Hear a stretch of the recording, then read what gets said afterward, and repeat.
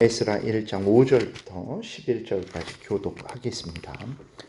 이에 유다와 베냐민 족장들과 제사장들과 레위 사람들과 그 마음이 하나님께 감동을 받고 올라가서 예루살렘에 여호와의 성전을 건축하고자 하는 자가 다 일어나니 그 사면 사람들이 은그릇과 금과 물품들과 짐승과 보물로 돕고 그 외에도 예물을 기쁘게 드렸더라. 고레스 왕이 또 여호와의 성전 그릇을 꺼내니 옛적에 느부갓네살이 예루살렘에서 옮겨다가 자기 신들의 신당에 두었던 것이라. 바사 왕 고레스가 창고지기 미르드삭에게 명령하여 그 그릇들을 꺼내어 세워서 유다 총독 세스바살에게 넘겨주니 그 수는 금접시가 30개요 은접시가 1000개요 칼이 29개요 금대접이 30개요 그보다 못한 은대접이 410개요 그 밖에 그릇이 1000개이니 금, 은 그릇이 모두 5400개라. 사로잡힌 자를 바벨론에서 예루살렘으로 데리고 갈 때에 세스바살이 그 그릇들을 다 가지고 갔더라. 아멘. 기도드리겠습니다. 살아계신 하나님 감사합니다.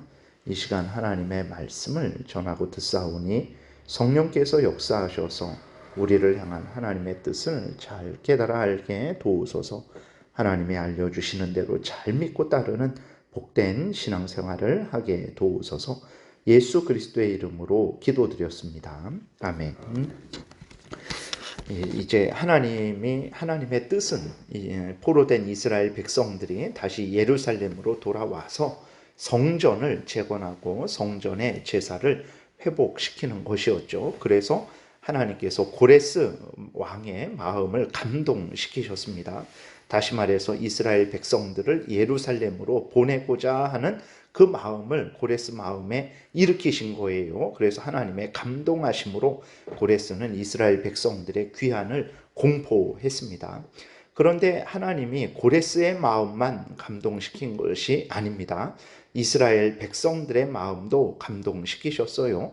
5절에 보게 되니까 이렇게 기록되었습니다. 이에 유다와 베냐민 족장들과 제사장들과 레위 사람들과 그 마음이 하나님께 감동을 받고 올라가서 예루살렘의 여호와의 성전을 건축하고자 하는 자가 다 일어나니라. 이렇게 기록이 되어 있습니다. 그러니까 하나님께서 역사하셨는데 고레스 왕의 마음을 감동시키셨고 또 이스라엘 백성들의 마음도 감동시키신 거예요. 그래서 이제 바벨론에서 70년 동안 그렇게 포로가 되어서 살다 보면 이미 거기에서 자유롭게 살 수 있는 그러한 상황이고 거기에 마음을 빼앗길 수 있었는데 하나님께서 역사하시니까 이스라엘 백성들이 그 예루살렘으로 돌아가서 성전을 건축해야 되겠다. 성전 제사를 회복해야 되겠다. 하나님의 뜻을 이루어야 되겠다라는 이 마음을 갖게 된 것입니다. 그래서 이스라엘 백성들이 하나님의 감동하심이 없었는데도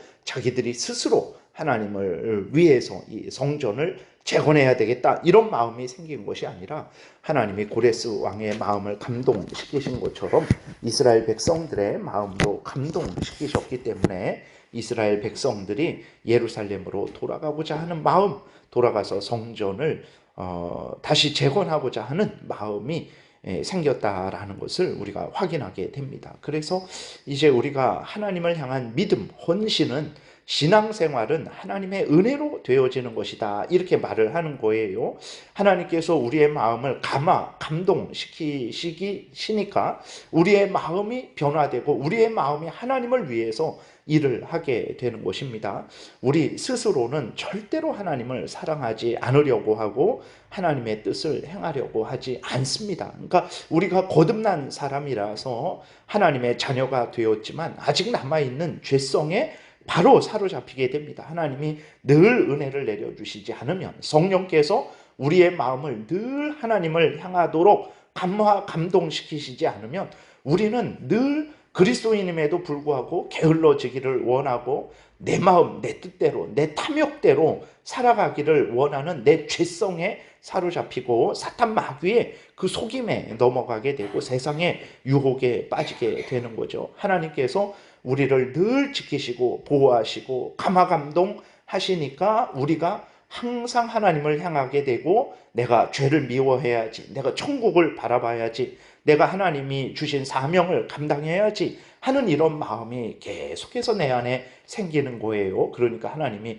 고레스 왕의 마음도 감동시키시고 이스라엘 백성들의 마음도 감동시키셨다, 이렇게 기록이 되어 있는 것입니다. 그리고 하나님은 페르시아 사람들의 마음도 감동시키셨어요. 그러니까 전혀 이스라엘 사람들도 아닌데 그건 이방인들이죠. 하나님을 믿지도 않는 사람들인데 하나님께서 그들의 마음도 감동시키셨어요. 물론 그것은 구원과는 상관없는 일입니다. 그러나 하나님은 전지전능하셔서 모든 사람들의 마음을, 사람들의 인생을 주장하시고 주관하시는 하나님이시기 때문에 그들의 마음도 감동시키신 것을 보게 되는데, 6절에 보게 되니까 그 사면 사람들이 은그릇과 금과 물품들과 짐승과 보물로 돕고 그 외에도 예물을 기쁘게 드렸더라, 이렇게 기록이 되어 있습니다. 그러니까 그러니까 이스라엘 사람들이 예루살렘으로 돌아가는데 그 페르시아 사람들이, 페르시아에 있던 그 바벨론 지역에 있던 그 페르시아 사람들이 예루살렘으로 돌아가는 이스라엘 백성들에게 모든 금은 보화를, 짐승을 도와주었다라는 거예요. 그들에게 줬다라는 것입니다. 예를 들어서 우리나라에 저 동남아 사람들이 있는데 그 동남아 사람들이 자기 고향으로 돌아가겠다고 하니까 대한민국 사람들이 그 동남아로 돌아가는 사람들에게 금도 주고 은도 주고 짐승도 주고 뭐 비행기 티켓도 주고 이렇게 했다라는 것입니다. 어떻게 이런 일이 일어날 수 있습니까? 이것은 하나님께서 그 고레스 왕의 마음, 이스라엘 백성들 왕의 마음을 감동시키신 것처럼 그 페르시아 사람들의 마음을 감동시키셔서 이스라엘 백성들을 도울 마음이 생기게 하셨기 때문에 페르시아 사람들이 돌아가는 이스라엘 백성들에게 금은 보화를, 짐승을 이렇게 자원해서 주게 된 것입니다. 그러니까 정말 신앙생활을 할 때 우리가 하나님을 제일 우선 중심으로 믿어야 됩니다. 사람을 의지하지 말아야 됩니다 라고 말을 하는 내용이 이것 때문에 그런 거죠.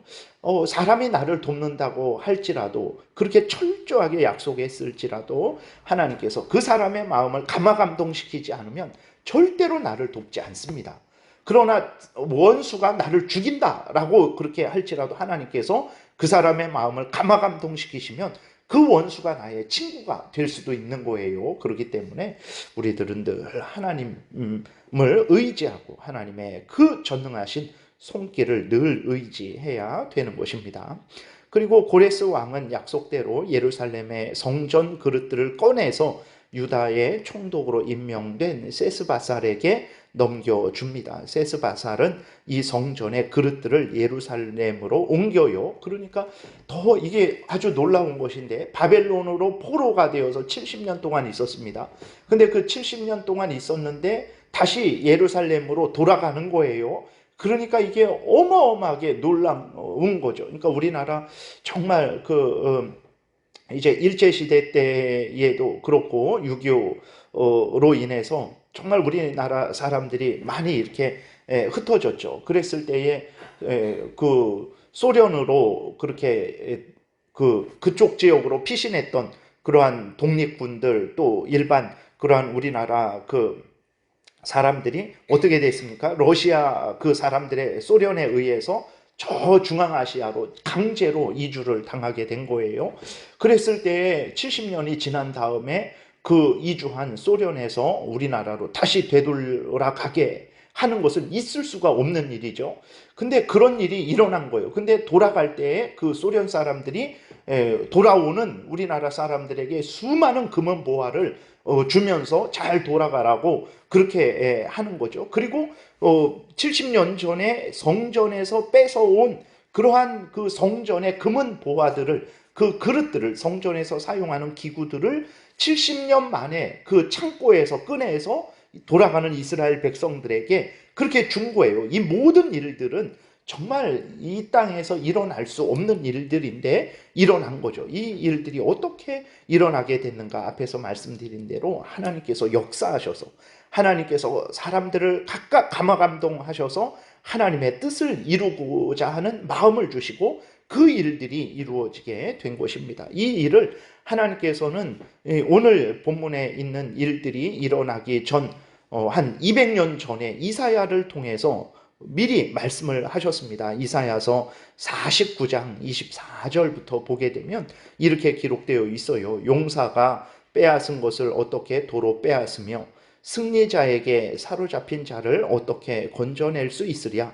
여호와가 이같이 말하노라. 용사의 포로도 빼앗을 것이요 두려운 자의 빼앗은 것도 건져낼 것이니 이는 내가 너를 대적하는 자를 대적하고 내 자녀를 내가 구원할 것임이라. 내가 너를 억압하는 자들에게 자기의 살을 먹게 하며 새 술에 취함같이 자기의 피에 취하게 하리니 모든 육체가 나 여호와는 내 구원자요 내 구속자요 야곱의 전능자인 줄 알리라. 이렇게 기록이 되어 있습니다. 그러니까 하나님께서 역사하시니까 그 페르시아 왕 고레스의 마음이 움직이는 것입니다.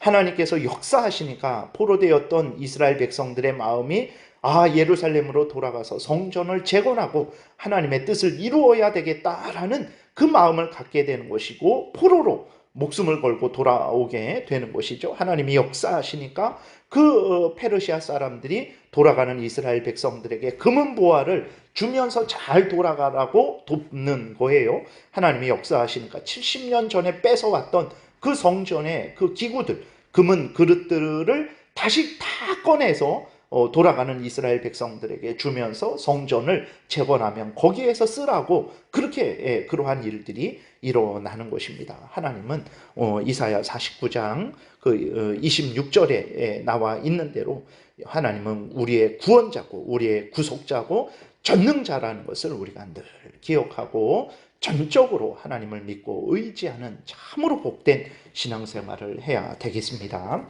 기도드리겠습니다. 살아계신 하나님, 우리 눈에 하나님이 보이지 않고 또 다 사람들 자기 마음대로 자기 뜻대로 움직이는 것만 보입니다. 그러나 살아계신 하나님은 살아계셔서 온 천지 만물을 주관하시고 또 모든 사람들의 마음을 그 손을 그 발을 주관하시고 다스리시는 줄을 믿습니다. 하나님 아버지, 항상 하나님을 의지하고 경외하게 도우소서. 그리고 또 우리를 주장하셔서 항상 하나님을 경외하고 하나님의 말씀을 따르는 복된 신앙생활을 항상 하게 도우소서. 감사드리고 예수 그리스도의 이름으로 기도드렸습니다. 아멘. 하늘에 계신